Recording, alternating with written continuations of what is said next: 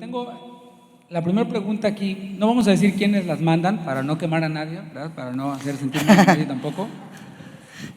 Dice, en el evento que el repertorio del equipo de alabanza no tenga arreglos para los instrumentos de viento, o sea, los de viento son saxofón, trompetas, todos los que se les sopla, ¿verdad? Sin embargo, a la convocatoria llega alguien que toca saxofón o trompeta.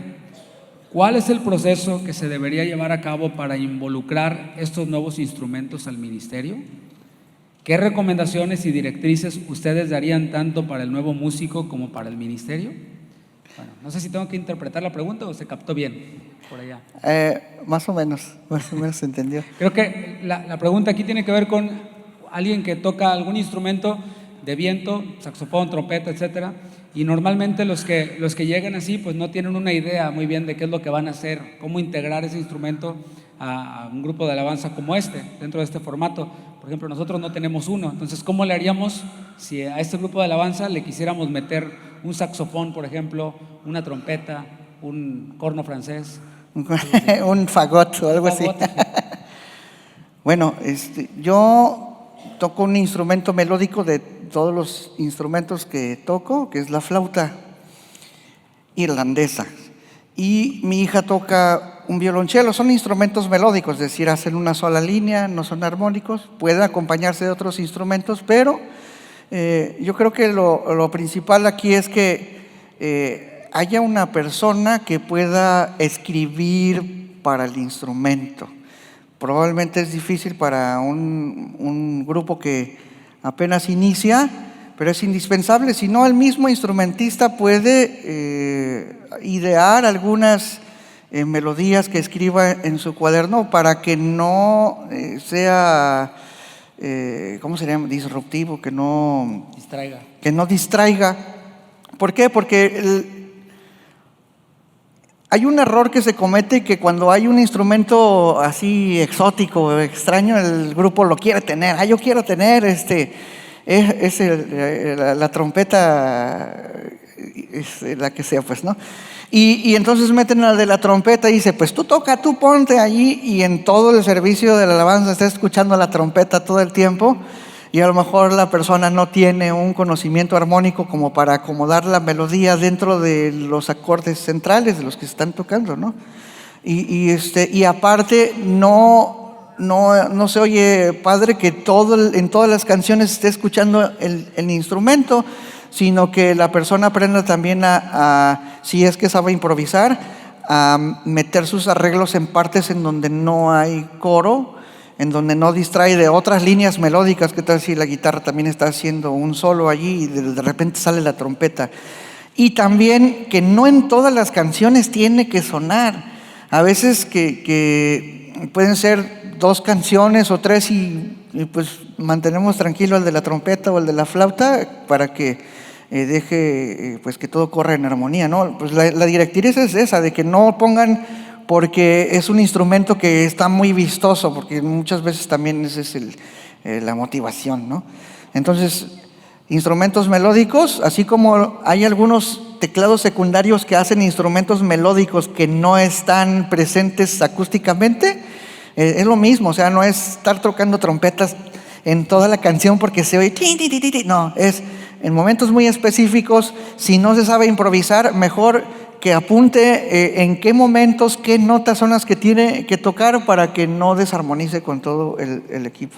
Eso es lo que... Así es, por lo general el que toca un instrumento de viento sabe tocar otro instrumento, entonces yo les recomendaría, para no, imagínate, nomás tenemos una lista de canciones y lleva trompeta solo una canción, que voy a estar ahí parado todo el tiempo, ¿no? El trompetista nomás ahí parado viendo o cantando. Entonces pues si toca otro instrumento puede de pronto alguna percusión menor o algo en donde no le toca, y ya cuando por fin le toca la línea de la trompeta se va el sonido. No, está tocando la línea de la trompeta, ya entonces entra, ¿no?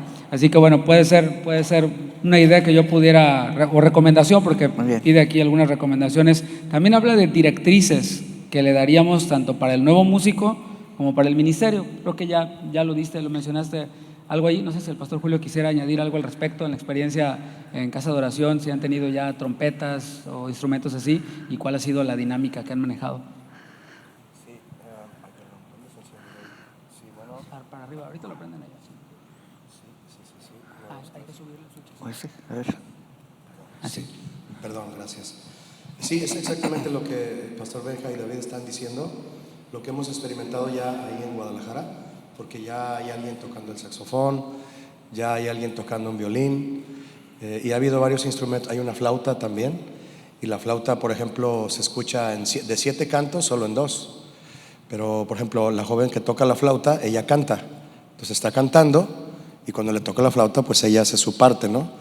Pero en realidad, más que aportar, estoy aprendiendo aquí de ellos, y por lo que he observado en Guadalajara, es correcto.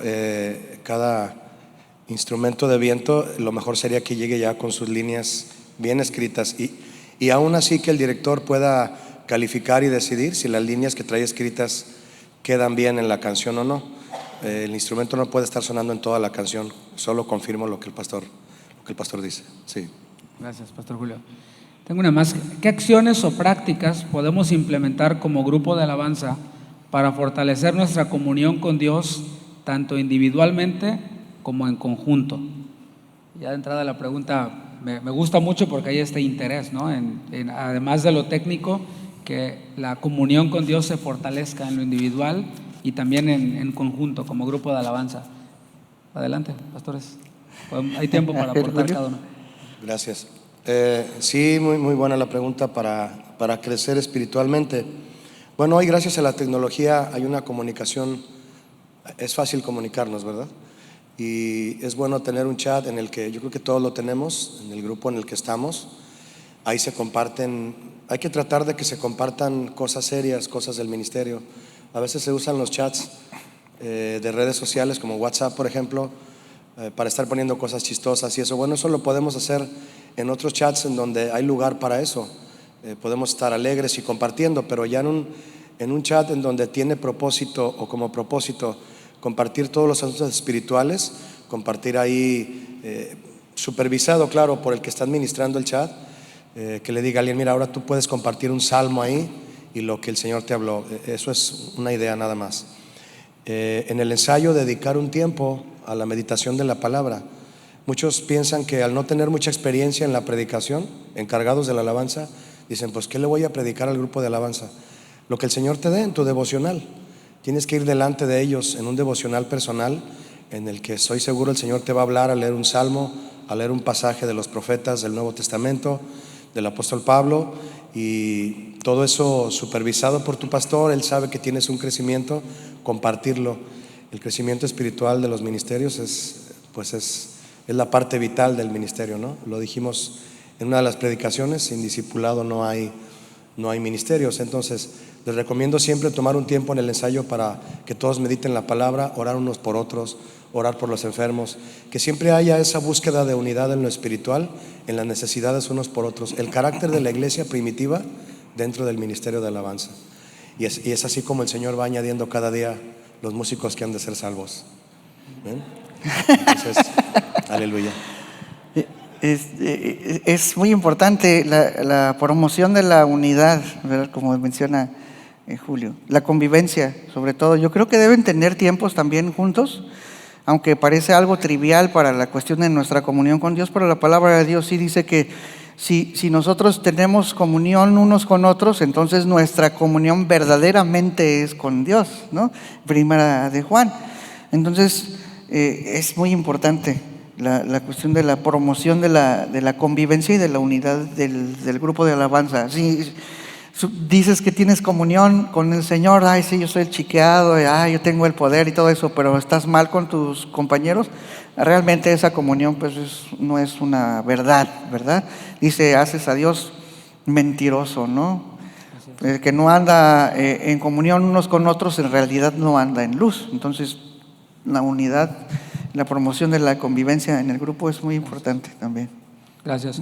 Creo que la pregunta nos invita también, o el que está preguntando, como a que le demos consejos prácticos, como el que mencionaba Julio, de hacer un grupo en donde puedan compartir cosas o durante los ensayos. Pero cada congregación es distinta, o sea, cada congregación tiene sus matices por cuestión del lugar en donde está ubicada, por cuestión de los horarios de los que se congregan allí. Y yo creo que el pastor aquí es el que tiene que primeramente tomar tomar esta responsabilidad de discipular, ¿no? Esa es nuestra principal responsabilidad como pastores, el poder discipular a los miembros de la congregación en la que nosotros servimos. Y dentro de ese discipulado pues están todos los miembros, obviamente los que ministran en la alabanza. Así que la mecánica o la recomendación que yo haría aquí para quien hace la pregunta es que el básico, el miembro del grupo de alabanza sea parte del discipulado de la iglesia, sea parte constante del discipulado de la iglesia,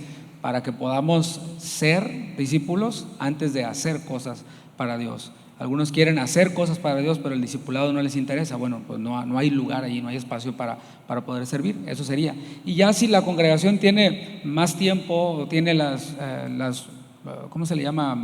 Las instalaciones, la palabra, para ofrecer diferentes clases, para que cada ministerio tenga su discipulado, tenga su tiempo de adoración, de estudio bíblico. Bueno, es maravilloso, pero a veces podemos empezar pues por ahí, ¿no? Por ser parte del discipulado general de toda la iglesia. Eso es otra recomendación a la pregunta que están haciendo. Sí. Tengo una más, dice: ¿qué hacer cuando se hace evidente que un integrante del grupo de alabanza no está teniendo comunión con Dios? La manera correcta es pedirle que no pase a ministrar. Y si es así, ¿cómo es la manera correcta de decirle? Órale, se fue sin miedo al éxito esta pregunta, ¿eh? Yo creo que hay una pregunta de regreso. ¿Cómo sabe que la persona no tiene comunión con Dios? Pues dice que es evidente, ¿no? Pero yo creo que lo primero es hablar con la persona sobre ese pecado que es evidente y exhortación. Es lo primero. Yo pienso antes de que decir, ya no subes. O sea, ¿qué está pasando? ¿En qué te puedo ayudar? O sea, la actitud del líder debe ser más de reconciliación que de hacer cosas a rajatabla, ¿no? Ajá. Así que, ¿cómo le hago para bajarlo? Es prácticamente. Ándale, algo así. Para empezar, ¿por qué lo subiste, no? Bueno, pero sí hay aquí muchas aristas que puede tener esa pregunta, ¿no? Porque, por ejemplo, puede ser un miembro, yo voy a darle vida a la pregunta, ¿no? En un caso hipotético, un miembro que no está congregándose más que solamente cuando le toca servir, que no se engancha con los demás hermanos, no tiene comunión con ellos, el versículo que mencionabas ahora, ¿no? Tomándolo como base, que muestra desinterés en el servicio, no llega a la hora que tiene que llegar, etcétera. Bueno, aquí ya para responder ahora esta otra parte de la pregunta, ¿no? ¿Qué hacer? Decías hace un momento, pues lo ministramos, ¿no? Tratamos de ver dónde está la raíz del asunto para ayudarlo a que salga adelante en vez de bajarlo. Pero ¿qué cuando ya pues no se ha dejado ministrar? O sea, ¿cómo le hacemos para bajar a alguien? Pudiera ser la pregunta que surge de esta pregunta, ¿no? Y algunos líderes de alabanza y pastores están, amén, gloria a Dios, dígalo, pastor Julio. Sí, así se entiende la pregunta. Y es algo en lo que tenemos que tener mucho cuidado, porque pudiéramos lastimar a alguien que realmente pudiéramos ayudarle a crecer en el Señor para que después sea un siervo fiel. Todo va a depender de la persona a quien nos estamos refiriendo, de que hemos notado algún comportamiento que hay que corregir. Tenemos que ser sabios. El apóstol Pablo decía que cuando reprendamos, lo hagamos con humildad, no sea que después nosotros somos reprendidos y nos va a tocar, ¿verdad? Yo tengo un pensamiento respecto a tratar con una persona algún asunto especial. Primeramente me tomo de lo que el pastor Benjamín dijo al inicio: hablen con la persona, pero háblenle para reconciliar, para restaurar. Siempre piensen primero en restaurar antes que en disciplinar. Por supuesto que la disciplina, aunque no es causa de gozo, ayuda a la restauración, pero que nuestra mentalidad sea restaurar. Y al restaurar, lo que estamos restaurando primero es que esa persona se acerque a Dios, tenga comunión con Dios. Y al tener comunión con Dios va a fluir de su corazón entonces el entendimiento para obedecer a sus líderes, para hacer las cosas con humildad, para saber que tiene que venir preparado en devoción con el Señor. Pero el pensamiento que les quiero compartir es que cuando tú le tienes que hacer ver a una persona su error, lo que tiene que hacerla sentir mal es su error, no la forma en que se lo digas. ¿Sí me explico? Cuando tú le hagas saber a alguien, mira, es que estás haciendo esto y es que esto está mal, que Dios te dé la sabiduría, pídele, para que se sienta mal por su error, no por como tú se lo estás diciendo. Porque muchos, dice el pastor Benjamín, vamos precipitadamente sobre la persona y dice el pastor David, ¿cómo le hago para bajarlo? Ahí ya vamos de manera equivocada, porque todos tenemos que ser partícipes de la restauración unos de otros. Todos somos una obra en proceso. No soy el perfecto que puede restaurar al que lo necesite. Yo también soy disciplinado, yo también soy regañado, yo también soy corregido, así que debo ser de igual manera condescendiente con mi hermano. Todo en la sabiduría de Dios, para que en el momento también necesario de hacerle ver una cuestión que no quiere obedecer, pues ahí entran otras cuestiones, ¿verdad? No quiere, bueno, pues entonces ahí se toman otras medidas. Pero lo importante aquí es una comunicación amable, sabia, con el pensamiento siempre de restaurar. Bueno, vamos a la que sigue. ¿Cómo lidiar con la apatía de un integrante en la alabanza y que contamina con sus actitudes a los demás? Creo que va un poco ligado. A lo mejor ya eso entra dentro de esas otras acciones que hay que tomar, ¿no? Digo, la palabra de Dios dice que el que haga división después de una amonestación o dos, pues deséchalo, ¿no? ¿Por qué? Porque pues no es del ministerio que pues no fluyamos entre nosotros, o sea, no se puede ministrar de esa manera en primera. No estamos dando un ejemplo ni siendo un testimonio para la congregación, ¿no? Entonces yo creo que en ese caso sí es así como quitar un poquito la cuestión de la levadura esta que está leudando la masa, pero dice también lo mismo, ¿no? Después de una o dos amonestaciones, no es tan bien, exactamente igual como lo mencionamos en la pregunta anterior. Sí, y en cuanto a la apatía, porque creo que la parte de causar división y contaminar con actitudes, bueno, ya es como ir un paso muy arriba, ¿no? Pero cuando la pregunta aquí es como, ¿cómo le hago cuando uno de los miembros del grupo de alabanza está apático, está indiferente en lo que tiene que ver con su servicio y bueno, ya quizás ya se le ha hablado, se le ha dicho y persiste, ¿no? Y seguimos como yendo hacia ese último paso que a lo mejor varios están queriendo saber, ¿no? ¿Cómo se habla con alguien, una persona que está apática, que pues ya se agotaron todos los recursos?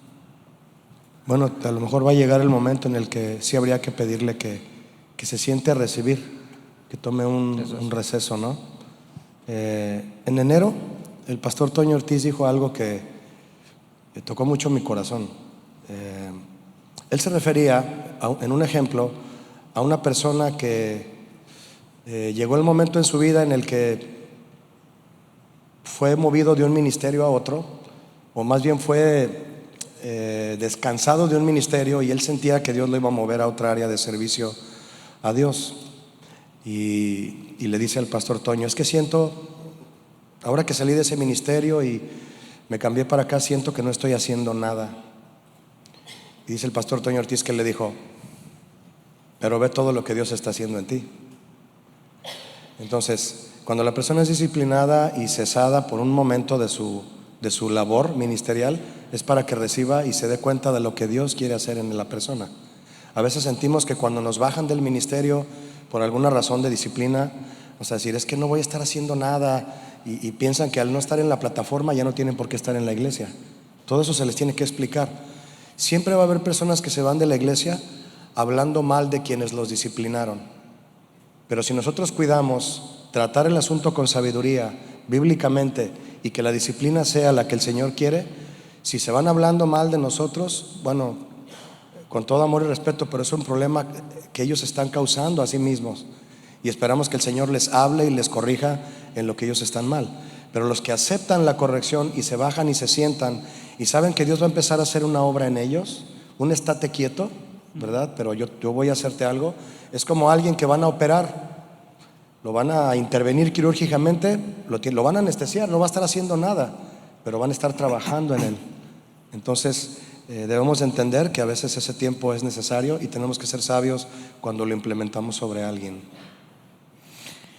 Y creo que también la pregunta puede ir en el sentido de que ¿cómo le hago? O ¿lo hago? ¿No? A lo mejor es como perder el miedo de la responsabilidad que tenemos como autoridad de hacer lo que tenemos que hacer. Es decir, nosotros debemos pensar en el ministerio como algo que no es de nosotros, sino que es de Dios y tenemos que cuidarlo. Y cuando hacemos o tomamos una acción en la autoridad que el Señor nos da, es precisamente haciendo el uso de esa responsabilidad que Dios nos dio, de la cual también se nos va a tomar cuentas, ¿verdad? Claro, a la hora de hacerlo hay que, si se hace, uno tiene que ser muy claro en los porqués. O sea, te vamos a pedir que te vayas a la banca o que te tomes un break, un descanso, como quieras decirlo, por esto, por esto, por esto, por esto, y que hayan elementos claros acerca del por qué. O sea, sería terrible que alguien se vaya a la banca sin saber por qué está en la banca, nomás porque el pastor andaba de malas o el líder andaba de, ¿verdad? No sé, entonces creo que eso sería algo totalmente que deberíamos de evitar, el no dar un motivo válido, un porqué, y siempre interesados, comunicando nuestro interés por el bienestar espiritual de la persona. Voy a leer una más, dice, ¿cuál es la edad o a partir de qué edad consideran que un niño puede entender el estar en la alabanza? La edad en la cual un niño puede entender qué significa estar en el grupo de alabanza. Bueno, yo pienso que hay dos cosas. Primero, el niño debe entender el evangelio, ¿no? Debe profesar una fe que entiende, y la otra cuestión también es la responsabilidad, ¿no? ¿Qué tan responsable es el niño para cumplir con las obligaciones que tiene el ministerio? Porque en el ministerio pues debemos tener ciertos lineamientos de disciplina, de tareas, de cumplir con algunas cosas de los instrumentos, con requerimientos de, no sé, resúmenes. Cada quien en su iglesia tiene algunas cosas que tiene que hacer como disciplina de su vida cristiana para poder ministrar. Entonces, si el niño tiene tal responsabilidad que puede cumplir con todo eso, bueno, pero sí es un poco difícil, que podamos tener niños. No digo que sea imposible y que realmente hay un niño que sí tiene una mentalidad que entiende el don que Dios le da, ¿verdad? Esa es mi perspectiva. Gracias. ¿Qué tipo de ropa es la correcta para el grupo de alabanza? Eso es pregunta que puede ser controversial. Depende, si estás en Hawái, la falda es ok, ¿no? Para los hombres. Ajá. No sé, pero bueno, a ver, ¿qué tipo de ropa es la correcta para el grupo de alabanza? Pastor Julio. Tenemos que guardar un estándar que vaya acorde a, primeramente, nuestros pastores pueden regir eso, sabiendo que tienen ellos un conocimiento de la seriedad de la imagen seria que puede dar una forma de vestir de una iglesia hacia la gente que viene y nos ve en la plataforma. En Éxodo, la vestimenta sacerdotal, lo mencionamos, es de obra primorosa, es decir, hecha con sabiduría. El Señor le dijo a Moisés que trajera a los confeccionistas de ropa más sabios, los sastres mejores para confeccionar el traje sacerdotal. Obviamente eso es sombra y figura, habla de lo que primeramente, cómo está vestido tu corazón, ¿verdad? Pero obviamente la imagen externa de lo que ofrecemos a la vista es muy importante también para darle esa seriedad a lo que estamos haciendo. Se han llegado a muchos extremos, ¿no? Se suben en shorts a la parte de arriba, camisas rotas, pantalones rotos de la rodilla, yo no voy a juzgar eso, simplemente tenemos que pedir a Dios sabiduría para escoger un ajuar de ropa, un estilo un código de vestimenta que nos permita, repito, mostrar con seriedad la doctrina que estamos enseñando, que estamos aprendiendo, y la alabanza que estamos ministrando. Hoy en día, por las modas, se pueden confundir todas estas cuestiones y podemos caer en extremos, ¿no? Por ejemplo, en nuestro caso, en Guadalajara, nuestro caso. En Guadalajara, el pastor Chuy, él siempre lleva corbata. Entonces, hemos aprendido con ese ejemplo la gracia, no la exigencia o el protocolo que puede tener ir vestido con corbata en el caso de los varones, sino la gracia que tiene de la apariencia de un ministro de Dios que muestra seriedad, pero que a la vez es alguien paternal, pastoral, amistoso, amable, pero con un porte que hasta cierto grado es elegante, ¿verdad? Porque muestra seriedad. Un código de vestimenta muestra también la seriedad que tú le das a tu lugar ministrando delante del Señor y de la iglesia. Entonces tenemos que cuidarlo y que sea siempre también decoroso. En el caso de las mujeres, por ejemplo, yo siempre he dicho algo, hay iglesias en donde las mujeres todavía se suben con ropa muy apretada.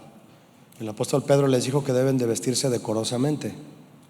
Fíjate, la mujer debe de mostrar su belleza externa, su belleza interna la debe de mostrar a todo mundo, pero su belleza externa solo se la debe de mostrar a su esposo, nada más, la mujer casada. Ahora, ustedes pueden decir, les estoy tirando mucho a las hermanas, ¿verdad? Bueno, también los varones hay que cuidar que nuestra vestimenta no debe llamar la atención. Una de las cualidades en la vestimenta sacerdotal era que no se veía la complexión física del sacerdote. Tenía que cubrir su desnudez. La túnica era es pareja. No se ve la complexión física. No se ven los atributos corporales del varón en ninguna manera. Lo que se ve es cómo va vestido. No se le ve su cuerpo. Entonces, en ese sentido es que lo que estás cubriendo es la carne y lo que vas a mostrar es el espíritu. Es toda una controversia hablar de la vestimenta, perdón que me esté alargando, pero es porque debemos de cuidar como iglesia de la sana doctrina y adoradores de Cristo nuestro código de vestimenta, porque también eso refleja y respalda lo que estamos enseñando y lo que estamos ministrando. Creo que esto ayuda mucho a formar convicciones, porque algunos en los grupos de alabanza les piden que lleven un uniforme o que no lleven cierto tipo de ropa, que lleven cierto tipo de ropa. Algunos lo hacen solo porque me dicen que lo haga, o no lo hago porque me dicen que no lo haga, pero es necesario escuchar el por qué, así hay una convicción en nosotros. Algo bien importante, en Génesis vemos que Dios viste a Adán y a Eva. ¿Para qué? Para cubrir su desnudez. Entonces, si tomamos ese principio de el ser honrado, ¿sí?, por Dios con la vestimenta, y honrar a Dios nosotros también con nuestra vestimenta, por los dos lados, como que cambia el concepto. Nunca olvidaré a un rabino que estaba predicando en una sinagoga y decía esto, decía: la ropa dignifica a las personas, por eso dicen que como te ven, te tratan, ¿verdad? ¿Han oído ese refrán? Sí. Porque la ropa dignifica a las personas, y este rabino ponía como ejemplo a José, el soñador, que su padre le dio una túnica púrpura, que era con lo que se vestía a los reyes. O sea, ese color distinguía a la realeza y lo dignificó. Entonces la ropa puede o dignificarnos o puede todo lo contrario, ¿no? Lo contrario a dignificar, deshonrar, hacer a una persona vil. Así que este rabino estaba dando una enseñanza, una cátedra a matrimonios, a los esposos, y les decía: esposos, dignifiquen a sus esposas, y si se compran un traje, ustedes cómprenle 10 a su esposa. Y las hermanas dicen amén, ¿verdad? Para que las dignifiquen. Y bueno, eso es algo que se me quedó muy grabado, y cuando yo estoy vistiéndome o ataviándome para ministrar, pienso en que voy a ministrar a Dios. Y yo he estado en trabajos en donde el traje era obligatorio, y pues porque estábamos ante personas importantes, y bueno, ahora estoy ante la persona más importante, ante el pueblo del Dios más importante, así que pues se hace con esa convicción. Ese es el porqué en algunas casas de oración, la mayoría, los pastores están de corbata o traje. No es por la soberbia o por etcétera, sino es porque queremos honrar a Dios con la manera en la que nos vestimos, y lo mismo los ministros de alabanza. Bueno, vamos a la que sigue, no sé si el pastor Benja, creo que nos extendimos en esta, ¿verdad? Sí. Dice: ¿cuántas horas es recomendable tener un ensayo general con el grupo de alabanza? También pregunta cuántas veces al mes y si es recomendable hacerlo, ensayar, supongo. Hablemos de ensayos. Yo pienso que lo importante es que tú saques tu pieza en tu casa y la ensayes todos los días, ¿verdad? El ensamblaje es rápido. Ese puede ser muy fácil, muy pronto, si ya escuchaste, si ya ensayaste y tienes todo afinado y armonizado, ¿no? Entonces, si tú quieres tener 1, 2, 3 ensayos a la semana, no importa, ¿verdad? Pero en tu caso sí tienes que estar repasando tu pieza todas las veces que sean necesarias, ¿verdad? Eso es en mi perspectiva, ¿verdad? Sí, yo solo quiero agregar a lo que el pastor Benja está diciendo muy acertadamente. Es correcto ensayar en casa, y cuando se ensaye en la iglesia, que sea un ensayo organizado, que ya haya un material establecido para no llegar al ensayo a sacarlo todo, ¿verdad? Por ejemplo, nosotros hacemos las armonías vocales de la canción, y en cuanto llegamos a la iglesia el día de ensayo, la canción ya se envió 1 o 2 días antes, en ocasiones con más tiempo. Entonces los cantores se separan a estar con una directora de canto, a ensayar las armonías vocales, y en el mismo tiempo que están ensayando las voces, están ensayando los músicos la parte musical. Entonces eso acelera más el ensayo. Si se tratara de dar una respuesta práctica, bueno, nosotros cuando ya llevamos el material del canto grabado, que los músicos ya hayan ensayado en casa, ya lo hayan oído, ya lo hayan repasado, y llegamos a la iglesia a ensamblarlo, bueno, pues en ocasiones un canto, también dependiendo del grado de dificultad de la canción, puede quedar, las voces ensayan 1 hora, mientras los músicos otra hora, y con 1 hora ya creo que estamos, la canción la tenemos más o menos, ahí va, ¿verdad?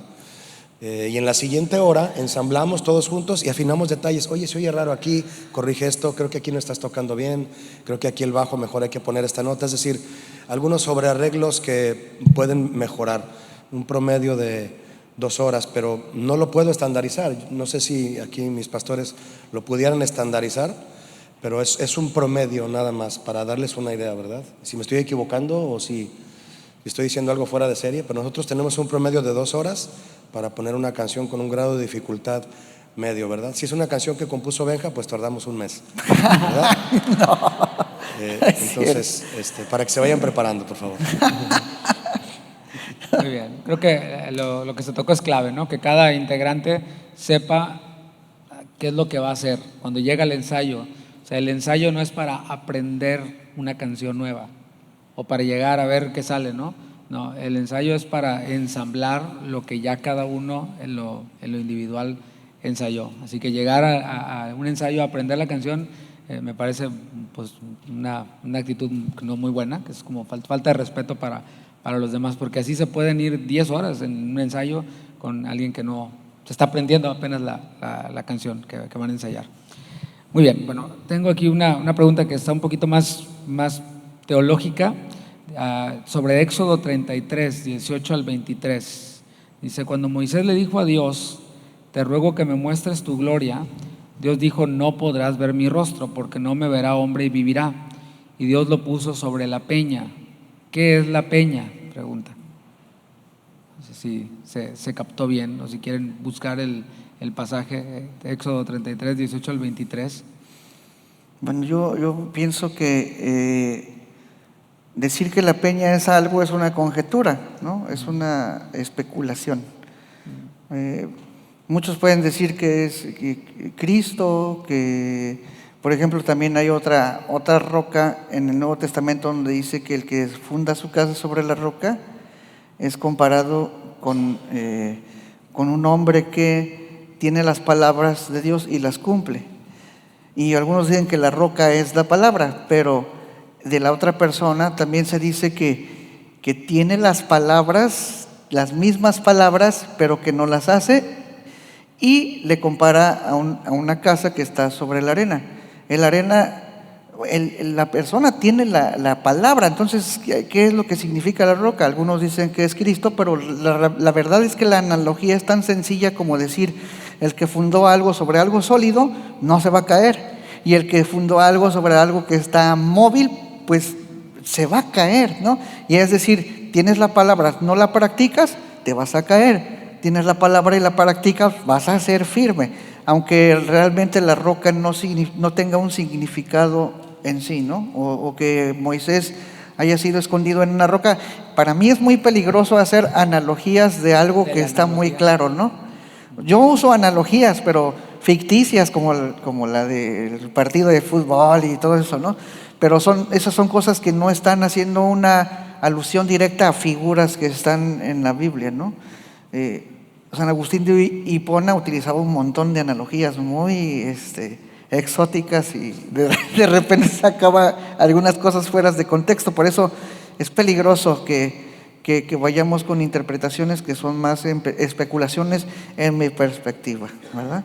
Claro. Sí, como estudiar hermenéutica ayuda mucho porque lees el pasaje, por ejemplo, Éxodo 33, 18 al 23, conociendo al autor, el contexto cultural, el contexto histórico, todo esto, y no corres el riesgo de tratar de encontrarle un significado que aplique a cierta cosa, a cada elemento que está allí, ¿no? Así que bueno, esa sería una buena respuesta para quien hace esta pregunta sobre Éxodo 33. Estudia el contexto de Éxodo, lee todo el libro completo y vas a ver que a lo mejor se te disipa la duda o te centras en otras cosas, ¿no? Del texto. No sé si el pastor Julio tenga algo al respecto. Bueno, dice, en momentos personales con Dios, con solo una guitarra, Dios pone palabras y melodía. ¿Podrían esos momentos ser una base para incorporar también en un entorno de la iglesia general? Claro, que basado en la palabra. O sea, está preguntando acerca de la composición, ¿no? Si algún canto que mientras alguien está adorando a Dios surge como una melodía o un canto espontáneo, puede llegar a ser una canción que se cante en la iglesia local.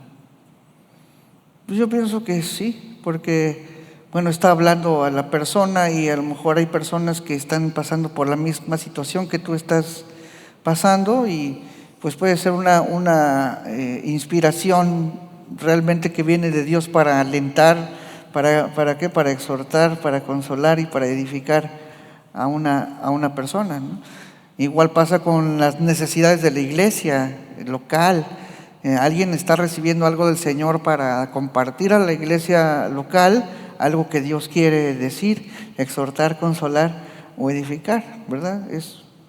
Yo creo que es la manera en la que muchas casas de oración también hacemos cantos, ¿no? Para edificar a la iglesia.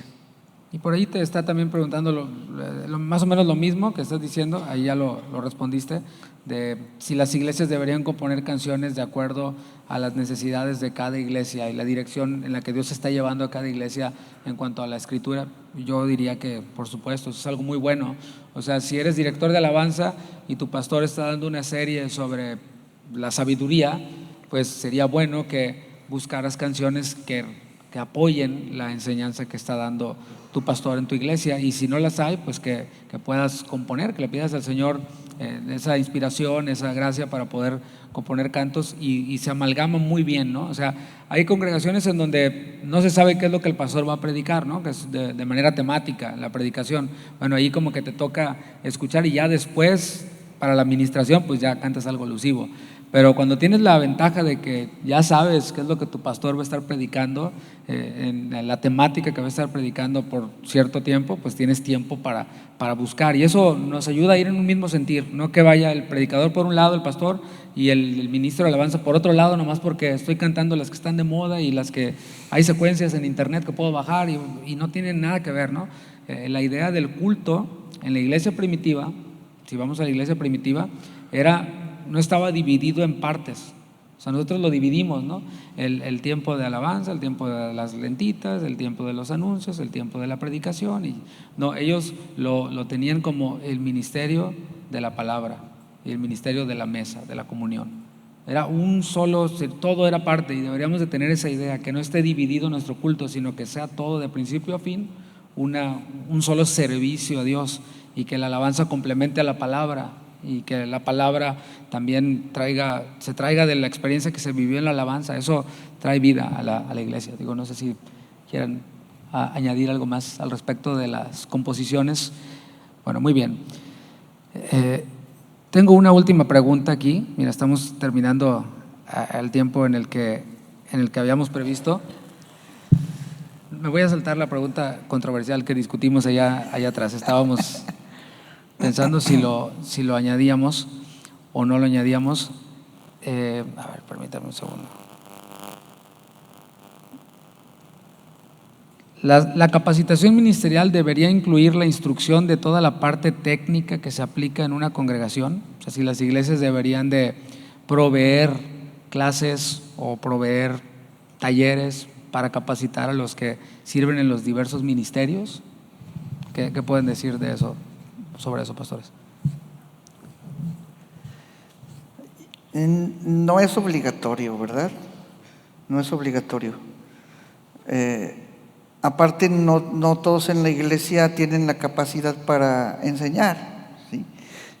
O el conocimiento o la educación musical como para hacer eso. Si la iglesia tiene personas que de su propio corazón el Señor les mueve a enseñar, pues qué bueno que haya algún tipo de capacitación, pero no es una obligación o algo que los músicos de la iglesia tengan que exigir. Si el Señor nos ha llamado a algo, cada uno debe procurar desarrollar ese talento o don que el Señor le ha dado. Es responsabilidad, a fin de cuentas, pues de cada quien, el desarrollar los talentos al que el Señor nos va a llamar a cuentas. Pero si hay, pues qué bueno, ¿no? Sí, no debería ser algo que esperaran los miembros de la iglesia. Voy a esperar a que mi iglesia me provea un curso de canto para que yo pueda cantar. Creo que si el Señor ha puesto en nuestro corazón el servirle de esa forma, pues cada uno de nosotros debemos de buscar la manera de capacitarnos para poder servir en eso. O sea, si realmente Dios lo puso en nosotros y nosotros le queremos dar respuesta a Dios, pues vamos a buscar los recursos, la capacitación, o ahorrar para comprar el instrumento, etcétera, ¿no? Todo lo que requiera para servir al Señor en donde Él nos puso. Así que bueno, esa sería la última pregunta. Esto es todo en cuanto al panel de preguntas. Queremos finalizar dándole gracias a Dios por este evento, por este congreso, por cada uno de ustedes que permanecieron hasta el final. Veo casi caras conocidas, veo muchos de la congregación, otros que se quedaron, que son de aquí cerquita, los que vienen de más lejos pues ya están de regreso a casa. Pues vamos a ponernos de pie y vamos a darle gracias a Dios. Gracias, pastores Benjamín, pastor Julio, por compartir con nosotros esta experiencia. Le damos un aplauso al Señor por la vida de los pastores. Gracias. Amén. Gracias, Señor. Gracias por este congreso que nos has permitido realizar. Gracias por los medios que has provisto, por la gracia que les has dado a los pastores, a cada uno de los servidores, tanto con niños como aquí en los diferentes ministerios y funciones. Señor, te pido que les bendigas, que multipliques sus fuerzas y que multipliques también, Señor, sus recursos de manera abundante, sobreabundante, Señor. Gracias por todo, y en todo nos despedimos de este lugar pidiéndote que nos guardes de regreso a casa, a los que vienen de fuera, a los que ya están en camino. Guárdales también, Señor, de cualquier accidente, de cualquier problema o imprevisto en el camino. Guárdales, Señor, y que puedan llegar con bien a su destino. En el nombre de Jesús te damos muchas gracias, Señor. Amén. Amén. Hermanos, Dios les bendiga. Muchas gracias. Estamos despedidos.